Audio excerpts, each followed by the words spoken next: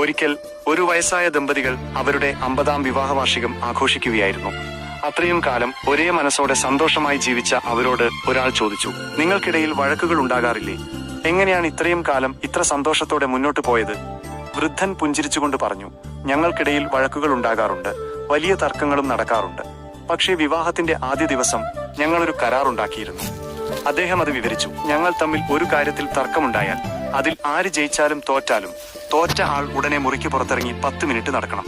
ഇതായിരുന്നു ഞങ്ങളുടെ കരാർ. ചോദിച്ച ആൾക്ക് അത്ഭുതമായി.